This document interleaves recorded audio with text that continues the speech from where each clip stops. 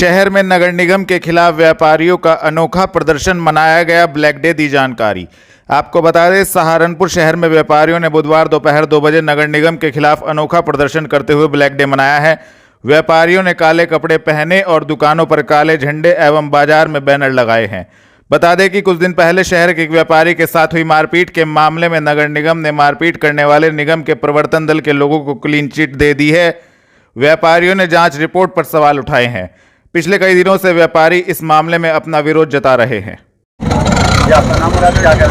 सूरज प्रकाश ठक्कर, संयुक्त पार संघ अध्यक्ष, चौक मिश्रान, पुल दाल मंडी, सहारनपुर। असत्य पर असत्य की जीत हुई है, सत्य हार गया है। इसीलिए व्यापारियों के मन में रोष है और व्यापारी इसीलिए आज पूरे सहारनपुर के व्यापारी काला दिवस मना रहे हैं। जब तक नगर निगम की आंख नहीं खुलेगी तब तक व्यापारी शांत नहीं बैठेगा। जब नगर निगम की आंख खुल जाएगी, व्यापारी शांत होकर बैठ जाएगा, तब तक ये आंदोलन चलता रहेगा। ये आंदोलन नहीं रुकेगा। आज कैसे मनाया काला दिवस? आज काला दिवस इसलिए मनाया गया है कि व्यापारियों के ऊपर जो रिपोर्ट आनी थी वो व्यापारी को उत्पीड़न की तरफ ले जाया जा रहा है। नगर निगम के अधिकारियों को क्लीन चिट दी गई। क्यों दी गई? जबकि नगर निगम के अधिकारियों की गलती थी और व्यापारी की गलती के ऊपर थोप दिया गया। इसीलिए आज व्यापारियों में रोष है और जीआई सर्वे के खिलाफ व्यापारी का उत्पीड़न हो रहा है। आज व्यापारी के ऊपर हाउस टैक्स, वाटर टैक्स और तो और जो हमारे बाजार की सफाई होती है वो भी नगर निगम 100 रुपया प्रति दुकान से टैक्स लेता है। क्यों लेता है? जब हम लोग नगर निगम को हाउस टैक्स, वाटर टैक्स देते हैं तो हम सफाई के लिए टैक्स कोई नहीं देंगे और नगर निगम जबरदस्ती हमारे से लेता है। अगर आप लोग हमें 100 रुपया प्रति दुकान नहीं देंगे तो आपके चालान काट दिए जाएंगे। हम चालान का भी विरोध करेंगे और हर बात के लिए नगर निगम के साथ हम विरोध पे उतरते रहेंगे। जब दिन हुआ है व्यापारी आंदोलन के लिए तैयार रहता है और रहेगा। विवेक जी, बताइए कि आज सहारनपुर में व्यापारी प्रदर्शन कर रहे हैं, ब्लैक डे मनाया जा रहा है, क्या कहेंगे सर आप? देखिए, जो रिपोर्ट अशोक खुराना के और व्यापारियों के सम्मान के खिलाफ नगर निगम ने देने का काम किया है, जबकि सभी साक्ष्य नगर निगम की उस जांच कमेटी को उपलब्ध समय से करा दिए गए थे, लेकिन जो जांच 1 सप्ताह में पूरी होनी थी वो 1.5 महीने में पूरी हुई। कई बार रिमाइंडर्स देने के बाद हुई और वो जांच रिपोर्ट अपने आप में एक क्वेश्चन है। जब इतने साक्ष्य थे, वीडियो रिकॉर्डिंग में था कि अशोक खुराना को सड़क पर फेंका जा रहा है, किस तरह से उसके भाई की गिरेबान पकड़कर उसके साथ धक्का मुक्की की जा रही है, उसके बाद इस तरह की रिपोर्ट आना कि निगम के कर्मचारियों को तो क्लीन चिट और सारा दोष व्यापारी के साथ। अगर हमने कोई साक्ष्य उपलब्ध कराए हैं, वीडियो उपलब्ध कराई है, क्या नगर निगम के पास भी कोई ऐसी वीडियो है जिसमें व्यापारी ने हाथ उठाया हो? नहीं है। तो जब वीडियो नहीं है तो प्रश्न ये उठता है कि जांच किस आधार पर हुई? किसी व्यापारी प्रतिनिधि को उसमें क्यों नहीं शामिल किया गया? इसका मतलब नीयत में खोट थी और आज उसी के विरोध में पूरे सहारनपुर के व्यापारी अपना व्यापार काले कपड़े के साथ कर रहे हैं। वो काला झंडा लगाकर कर सकते हैं, वो काली शर्ट पहन करके कर सकते हैं, वो काला स्टिकर लगा करके कर सकते हैं, वो काली पट्टी बांध करके कर सकते हैं। वो लोग व्यापार तो कर रहे हैं लेकिन एक दुखी मन के साथ। वो लोग व्यापार तो कर रहे हैं लेकिन एक पीड़ा के साथ। वो व्यापार तो कर रहे हैं लेकिन अपने साथ जो अपमान हुआ है उसके खिलाफ। तो ऐसा आज काला दिवस व्यापारी मनाने का काम कर रहे हैं। आगे क्या कोई रणनीति रहेगी सर? देखिए, रणनीति बड़ी स्पष्ट है। जीआई सर्वे को लेकर के जो विसंगतियां हैं उसमें अब हमारे विरोध के बाद निगम ने जो है वो कैंप लगाने का विचार बनाया है, बहुत अच्छी बात है। उसमें भी पारदर्शिता होनी चाहिए, उसमें भी व्यापारी प्रतिनिधियों को शामिल किया जाना चाहिए। जो व्यापारियों की समस्याएं हो वो व्यापारी प्रतिनिधि जितने प्रभावशाली ढंग से रख सकता है। और सबसे बड़ी बात है कि भ्रष्टाचार पर रोक लगेगी इससे। अगर पारदर्शिता के साथ किसी भी चीज को लागू किया जाएगा तो कोई आपत्ति नहीं है। देखिए, टैक्स व्यापारी ही देता है, केवल व्यापारी ही है जो टैक्स देता है, व्यापारी ही है जो अपने अर्थ से राष्ट्र का निर्माण करता है। तो व्यापारी टैक्स देने से पीछे थोड़ी ना है। लेकिन ये भ्रांति बना दी गई, ये ऐसा भाव लोगों के बीच में प्रकट करने का एक असफल प्रयास निगम द्वारा किया कि हम जीआई सर्वे का विरोध कर रहे हैं। हम जीआई सर्वे का विरोध नहीं कर रहे, हम जीआई सर्वे के साथ जो विसंगतियां हैं, जिस कारण से भ्रष्टाचार बढ़ रहा है, जिस कारण से व्यापारियों का उत्पीड़न हो रहा है, हम उसका विरोध कर रहे हैं। ब्याज पर उधार दिए पैसे को लेकर 2 पक्ष एक दूसरे पर लगा रहे गंभीर आरोप। मामला पहुंचा नगर कोतवाली। आपको बता दें, बुधवार सुबह 10 बजे मामला सामने आया है, जिसमें थाना नगर कोतवाली क्षेत्र अंतर्गत न्यू गोपाल नगर निवासी परिवार थाना नगर कोतवाली पहुंचा, जिसमें न्यू गोपाल नगर निवासी नैना ने आरोप लगाया कि ज्योति विहार निवासी मोनिका को 1 साल पहले 60,000 रुपये अपने गहने फाइनेंस पर गिरवी रखकर उधार दिए थे। जिसमें मोनिका ने ब्याज के साथ पैसे किस्तों पर लौटाने का वादा किया था और अभी तक पूरे पैसे नहीं लौटाए हैं। तो वहीं मोनिका का कहना है कि उससे अत्यधिक ब्याज वसूला गया और जब वह पैसे देने में असमर्थ रही तो उसका उत्पीड़न शुरू कर दिया गया, जिसको लेकर दोनों पक्षों ने संबंधित जानकारी दी। मेरा नाम मोनिका है। मैं न्यू गोपाल नगर ज्योति विहार में रहती हूँ। मैंने मानस उर्फ अभिषेक लोहिया से 1.5 साल पहले 70,000 रुपये लिए थे, जिसमें से 10,000 उसने अपने पास रख लिए थे, 60,000 रुपये मुझे दिए थे। उसकी वो मेरे से हर मंथ 3750 रुपये ब्याज लेता था, प्लस उसके ऊपर वो मेरी 500 रुपये पेनल्टी लगा के, अगर एक दिन लेट होता था तो 500 रुपये पेनल्टी लगाता था मुझे, और अगर मैं नहीं देती थी तो वो गाली गलौज भी मेरे से करता था आके, और उसकी मदर भी मेरे से गाली गलौज करती थी। अब मैं उन्हें ये बोल रही थी कि तुम मेरे से पैसे ले लो, मेरे पास ब्याज नहीं है, और उसने मुझे ये कहा कि ये बुढ़िया सारे पैसे देने पड़ेंगे, नहीं तो फिर मैं तुझे बताऊंगा, अपनी सिस्टर से कह के तेरे लड़के के खिलाफ गंदी गंदी बातें लिखवा के और उसे मैं केस में फंसवाऊंगा। उसने हमारे साथ बहुत ज्यादा बदतमीजी करी। वो मुझे रोज ही तंग कर रहे हैं, और चौकी इंचार्ज है जो भारत माता चौकी का, वो मुझे कल उन्होंने मुझे सुबह 1 घंटे बिठा के रखा, परसों भी 1 घंटे बिठा के रखा, रात को उन्होंने मुझे 11:30 बजे फोन करा भी आप चौकी आओ। जब मैं चौकी गई तो वो उनका साइड ले रहा, हमारी तरफ से बिल्कुल नहीं बोलता। वो ये कहता है कि जो ये कह रहे हैं ना वो सही है, आप उनको पैसे दो।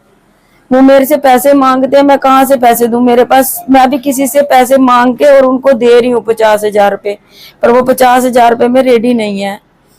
रिटर्न में कोई कंप्लेंट करी है? रिटर्न में अभी मैंने कोई कंप्लेंट नहीं करी है। उनकी तरफ से एक रिटर्न में कंप्लेंट, अभी हमारे पैसे हैं, और वो 1.5 लाख रुपया बता रहा है, अभी मेरा 1.5 लाख रुपया है। अब क्या कुछ हुआ? एडमिट कैसे हुए? वो दिन में मुझे बहुत उल्टा सीधा बोल रही थी, मेरे करैक्टर पे कुछ उंगलियां उठा रही थी। इस चक्कर में मुझे हार्ट की पहले से ऑलरेडी प्रॉब्लम है, और मुझे सांस आने में बड़ी दिक्कत हो रही थी, तो मुझे हमारे पड़ोस से कोई लेके आया यहाँ पे। फिर उसने यहाँ के मेरी भांजी को फोन किया, फिर मेरी भांजी मेरे पास आई है, और मेरा बेटा घर नहीं है, मेरी बेटी भी घर नहीं है, मेरे हस्बैंड भी घर नहीं है, कोई घर नहीं है। वो मुझे बहुत टॉर्चर कर रहे हैं। दोनों लेडीज आपस में फ्रेंड है। एक का नाम है प्रिया चावला, वाइफ ऑफ बलदेव चावला, और एक का नाम है प्राची माटा, वाइफ ऑफ प्रवीण माटा। इन्होंने मुझे बहुत दुखी कर रखा है, ये मुझे बहुत परेशान कर रहे हैं। मेरा नाम नैना है, ये मेरी मम्मी है, ये बीमार रहते हैं। मैं वहाँ रहती हूँ कृषि विज्ञान केंद्र के सामने। एक मेरी बहन बनी हुई थी जिनका नाम है मोना डावर। उनकी मजबूरी में मैंने साथ देके उनकी मेरे पास आके रोई कि मेरे को इतने पैसों की जरूरत है। मैंने अपनी मम्मी को जिद करके अपनी मम्मी का कान से टॉप्स वगैरह, और मैंने अपनी बीच में रिंग और अपनी चैन गिरवी रख के इन्हें पैसा डलवाया मुथूट फाइनेंस से। इसने मुझे बोला कि मैं बीमार रहती हूँ, मुझे अपनी लड़की के लिए पैसे चाहिए, मेरी लड़की पढ़ रही है, उसकी फीस नहीं जमा हो रही है। इसने मेरे से ऐसे मिठ्ठे बन बन के पैसे लिए, ठीक है। और उसके बाद मैंने अपनी मम्मी को जिद कर करके इसको पैसा दिलवाया। इसने 24 में मेरे से, अगस्त 2024 में पैसे लिए थे। इसने लिए थे 70,000 मेरे से एक लिए थे, और सर इसने 20,000 मेरे से एक लिए थे। 70 में से इसने 10,000 मुझे वापस कर दिए थे, 60 रह गए, और 20,000 रुपए इसने मेरे से फिर और बाइक एंड हैंड कैश ले लिया था। उसके बाद इनने 2-4 महीने ब्याज दी, 2 महीने की फीस स्किप कर दी। उसके बाद हम सारा मुथूट फाइनेंस पे ब्याज भरते रहे। उसने क्या करा, 2 महीने बीच में स्किप करने के बाद उसी में ऐड डाउन करवा दिए पेमेंट के बीच में कि कोई बात नहीं, आप हमारी ब्याज भर दो। मैंने अपने पास से ब्याज भरी, अपनी मम्मी को शो आउट नहीं होने दिया, ठीक है। मेरी मम्मी बीमार रहती है, मेरी मम्मी के लंग्स में प्रॉब्लम है, हार्ट पेशेंट है मेरी मम्मी, और अब वो हमारे पैसे ना वापस करने के लिए जानबूझ के हॉस्पिटल में एडमिट हो गई हैं और हमें ब्लैकमेल कर रही हैं। हमने कोई ब्याज का काम नहीं किया। हमारे मकान की हालत आप देख सकते हैं। ग्रीन पार्क कॉलोनी में एक मकान की छत पर बने स्टोर रूम में रखे सामान में लगी आग, फायर ब्रिगेड मौके पर। आपको बता दें, बुधवार सुबह 10:15 बजे थाना सदर बाजार क्षेत्र अंतर्गत ग्रीन पार्क कॉलोनी में राजेश पाहवा के मकान की छत पर बने स्टोर रूम में रखे घरेलू सामान जैसे गत्ते, कपड़े, कूड़ा एवं प्लास्टिक के डिब्बे में अचानक आग लग गई, जिसकी सूचना मकान मालिक के द्वारा फायर ब्रिगेड टीम एवं स्थानीय पुलिस को दी गई। सूचना मिलते ही मौके पर पहुंची फायर ब्रिगेड की टीम ने कड़ी मशक्कत कर आग पर काबू पा लिया। इस घटना में कोई जनहानि नहीं हुई है। जेवी जैन डिग्री कॉलेज में अखिल भारतीय विद्यार्थी परिषद के द्वारा किया गया प्रेस वार्ता का आयोजन, दी गई जानकारी। आपको बता दें बुधवार शाम 4 बजे अखिल भारतीय विद्यार्थी परिषद के द्वारा JV जैन डिग्री कॉलेज में प्रेस वार्ता का आयोजन किया गया।